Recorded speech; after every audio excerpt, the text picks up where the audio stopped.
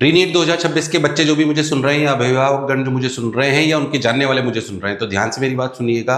रीनीट हो रहा है, ये शाश्वत सत्य है। ईमानदार सलाह देना चाहता हूं बिना किसी लालच के। ईमानदारी से आपको कहना चाह रहा हूं, अब सब जगह चल रहा है कि कौन गलत कौन सही, बच्चे लगातार क्रोध में आ रहे हैं, कोई विरोध प्रदर्शन हो रहा है, कोई ये हो रहा है। जो भी तैयारी करना चाहते हैं उनसे कहना चाहता हूं, अब सारी बातें छोड़ दो प्लीज। मैं तुम्हें अच्छा लग सकता हूं, आज तुम्हें भड़काऊं कि अगर ये गलत था, ये सही था, तुम्हारे साथ अन्याय हुआ, ये हुआ, जो हुआ हो गया। कौन गलत सही की परिभाषा को छोड़ दो। मैं बार बार इस बात को कह रहा हूं। मैं फिर आपको कह रहा हूं, मैं अगर आपको कहता कि देखो तुम्हारे लिए इन्होंने गलत करा, इन्होंने सही करा, तो मैं सही गलत की डेफिनेशन देता, तो शायद भी तुम्हें ज्यादा अच्छा लगता है, ज्यादा लोग मुझे देखते। पर ईमानदार सलाह आज की तारीख में ये है कि अब पढ़ने पर जुट जाओ।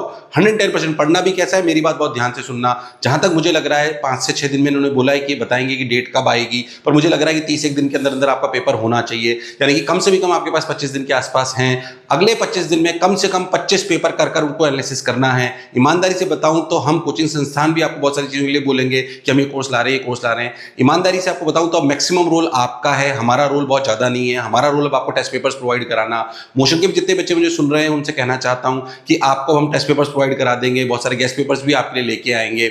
पर मैक्सिमम रोल अब तुम्हारा है, हमारे जैसे शिक्षाविदों का और कोचिंग संस्थान का रोल नहीं है। तुम्हारी मेहनत है जो आपको आगे ले जाएगी। एक और बात थोड़ी कड़वी है पर सुनने में अजीब सी लगेगी, पर सुनना मेरी बात ध्यान से। अगर तुम्हारे नंबर पूरी तैयारी के बाद, पूरी ढंग से तुमने तैयारी करी थी और इस पहले एग्जामिनेशन में ईमानदारी से तुम्हारे 300 से कम रह गए थे नंबर, तो खुद से पूछो क्या मुझे वापस करना है या मुझे इसी साल कॉलेजेस ढूंढने हैं। क्योंकि एक महीने में 300 को 550 600 करना शायद उतना संभव नहीं होगा। मैं जनरल कैटेगरी की बात कर रहा हूं। मैं शायद थोड़ा सा कड़वा बोल रहा हूँ, बट बड़े भाई के नाते तुम्हें सही सलाह देना मेरा बहुत धर्म है। फिर मैं कह रहा हूं, अब न्यूज में क्या चल रहा है लगातार चलता रहेगा। अभिभावकों को भी कहना चाहता हूं कि अब आपको अपने बच्चे को संयम बनाए रखना है। आपको भी अननेसेसरी न्यूज देखनी नहीं है, उसको पढ़ाई के प्रति प्रेरित करना है। उसके क्रोध में, डिप्रेशन में या उसको कोई ऐसी विचारधारा जो कि सही नहीं हो, उसमें उसका समय खराब होना नहीं चाहिए। यह आपका और हमारा दायित्व है। हो सकता है मेरी सलाह थोड़ी कड़वी लगे, पर यही मुझे लगता है कि मेरे को सलाह मिलनी चाहिए थी या मैं अपने बच्चों को देता अगर मेरे बच्चे भी इस परिस्थिति में होते।